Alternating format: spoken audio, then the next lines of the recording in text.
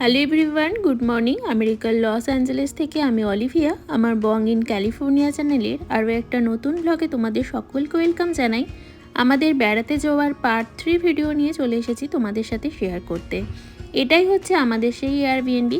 কালকে রাত্রে তোমাদের দেখিয়েছিলাম, সেটা তো তোমরা সেরকমভাবে বুঝতে পারোনি। আর এই যে আমরা সবাই মিলে রেডি হয়ে আজকে সকালবেলা বেরিয়ে আমাদের হাতে রয়েছে 2টো দিন, আর 2টো দিন আমরা খুব ভালো করে এনজয় করে ঘুরবো। আজকে আমরা যে জায়গাটায় যাব সেখানে চেক ইন টাইম হচ্ছে 11:30, আর আমরা আছি 13 জন। সবাই মিলে পৌঁছাতে হবে 11:30-এর মধ্যে।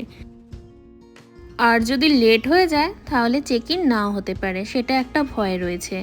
আর এখানে তো টিকিটটা বেশ অনেকটাই দাম নিয়েছে, আর যদি চেক ইন না হয় অতজন, তো সেটাও একটা ভয় লাগছে। তাই তাড়াতাড়ি বেরিয়ে পড়েছি। আর এই চেকিং না হওয়ার অভিজ্ঞতাতে আগে আমাদের সাথে হয়ে গেছে।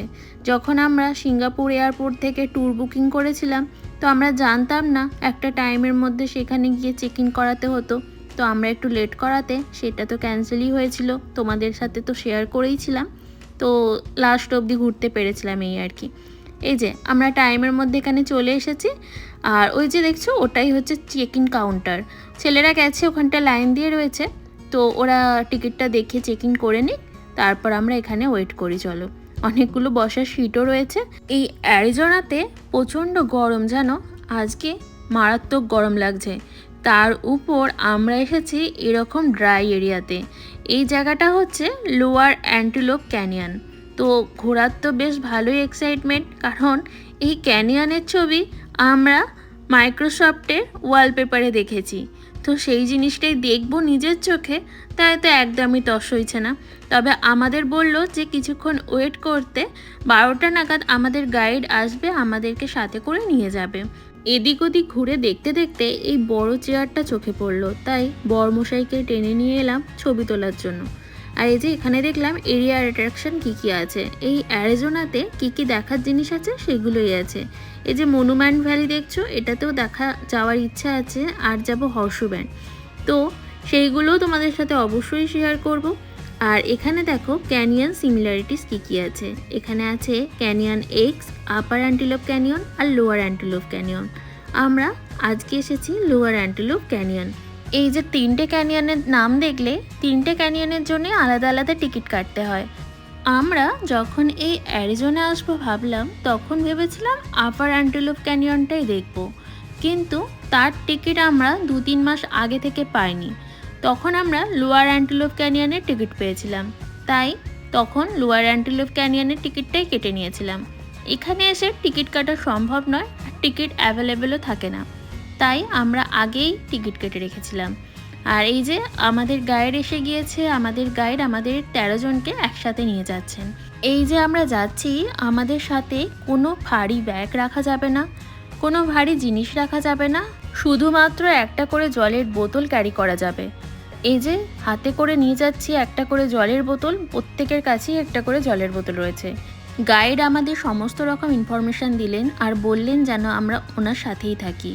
আর এই যে স্লোপিংটাতে নামছি, এই স্লোপিংটা শেষ হলেই শুরু হবে সিঁড়ি।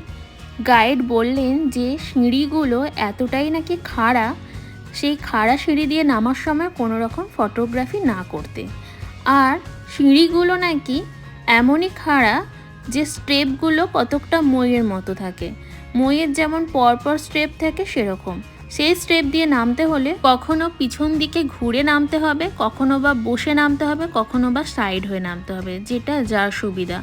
আর এই যে এইখানটায় নাকি এরকম সিঁড়ি, তারপরে নাকি ওই রকম মইয়ের মতো রয়েছে। আমাদের অনেকটা নিচে নামতে হবে। অবশেষে অনেক কষ্ট করে নিচে নামলাম, তবে শুধুমাত্র এই নিচে নেমেই ক্ষান্ত নয়, আবার কখনো কখনো সিঁড়ি বেয়ে উপরে উঠতে হবে।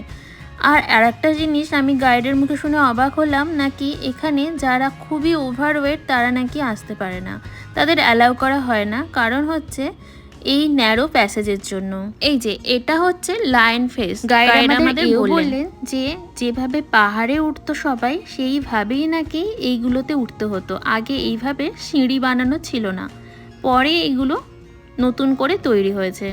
আর এই যে দেখছো, বললাম না কোথাও উপরে উঠতে হচ্ছে তো কোথাও নিচে নামতে হচ্ছে। আর এই কালারটা দেখো, কোথাও পিঙ্ক, কোথাও অরেঞ্জ, কোথাও বা গোল্ডেন কালার। আর এইটা নাকি এই মার্চ থেকে অক্টোবর সময় অবধি এই সুন্দর কালারটা দেখা যায়। শীতকালে এই অ্যান্টিলোপ ক্যানিয়নের এই কালারগুলো কিন্তু এতটাও ভালোভাবে বোঝা যায় না। এই জায়গাটা বোঝাতে পারছি কিনা জানি না, এতটাই ন্যারো যে আমাদের সবাইকে এখানটায় সাইড হয়ে হয়ে আসতে হলো। আর এই যে রাস্তাটা দেখলে নিশ্চয়ই তোমরা বুঝতে পারছো যে কতটা ন্যারো প্যাসেজ।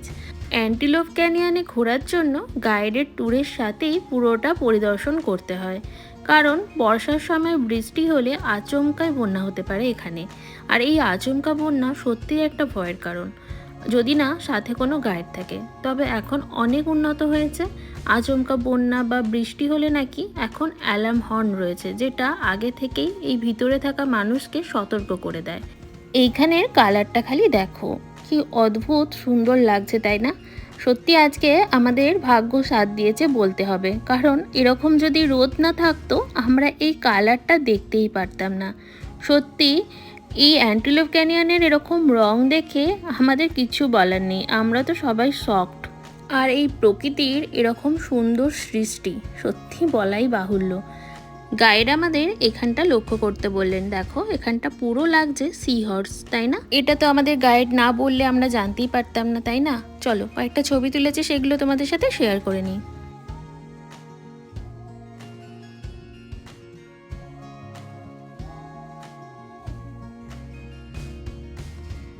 এই অ্যান্টিলোপ ক্যানিয়নের সৃষ্টি হয়েছে এরকমই হঠাৎ বন্যা আর নানা ধরনের উপবায়বীয় প্রক্রিয়ার কারণে। পাহাড় বা রাস্তায় যেরকম ক্র্যাক হয় না, তো এই অ্যান্টিলোপ ক্যানিয়নে এরকম ক্র্যাক হওয়ার পরে সেই জায়গায় বৃষ্টির জল পড়তে পড়তে আর সময়ের সাথে সাথে প্যাসেজওয়েগুলো ক্ষয়প্রাপ্ত হয়ে এই করিডোরগুলোকে আরও গভীর আর শক্ত মসৃণ করে এইরকম প্রবাহিত আকার ধারণ করেছে। দেখলে মনে হচ্ছে না যে যেন নদী বয়ে গিয়েছে আর অবশেষে আমরা বাইরে বেরোলাম। দাঁড়াও তোমাদের দেখাই আমরা কোনখানে ছিলাম। এই যে বললাম না পাহাড়ে যেমন ক্র্যাক হলে লাগে, পুরো সেরকম এর ভেতরেই আমরা ছিলাম। আর এটা হচ্ছে পুরো বাইরেটাতে, সবাই এখানটা ঘুরে দেখছে, তবে ওই দিকটা যাওয়া মানা আছে, ওই দিকটা যেতে দেয় না, ওখানে একজন বসে আছেন, তো ওইখানে যাওয়া যাবে না। চলো তাহলে এবার বেরোনো যাক, প্রচণ্ড রোদ আর প্রচণ্ড হাওয়াও দিচ্ছে।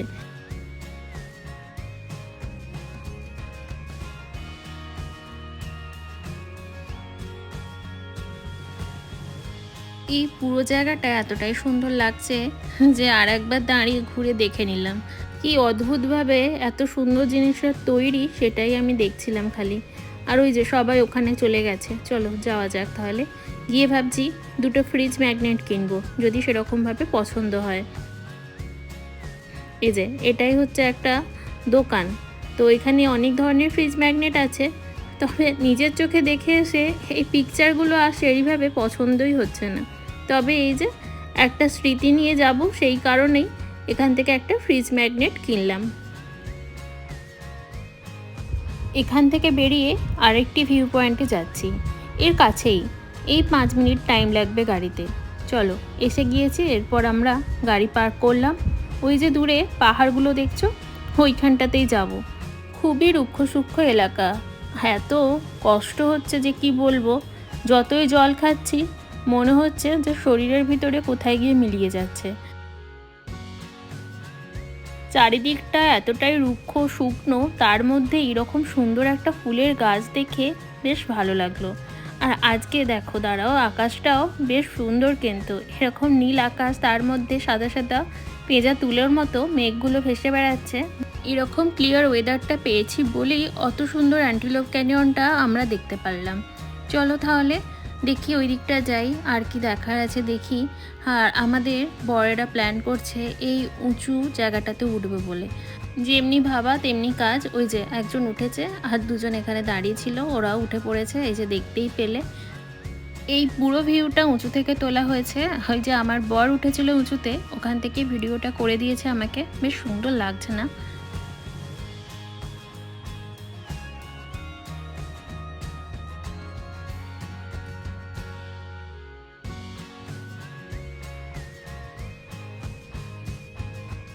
চলো তাহলে এবার ওই দিকটায় যাওয়া যাক। আর এই যে শুকনো বালির উপর দিয়ে যাচ্ছি, একটা মনে মনে ভয় আছে, সেটা হচ্ছে সাপের।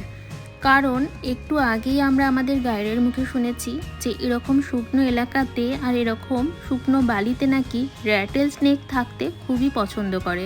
সেই কারণেই সেটাই মনে মনে ভয় লাগছিল।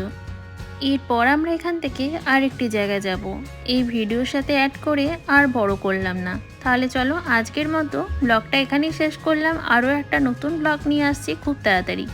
আমার ব্লগ যদি তোমাদের ভালো লেগে থাকে তাহলে অবশ্যই আমার এই বং ইন ক্যালিফোর্নিয়া চ্যানেলটি সাবস্ক্রাইব করে দিয়ে আমার পাশে থাকার অনুরোধ রইল। তাহলে চলো আজকের মতো টাটা।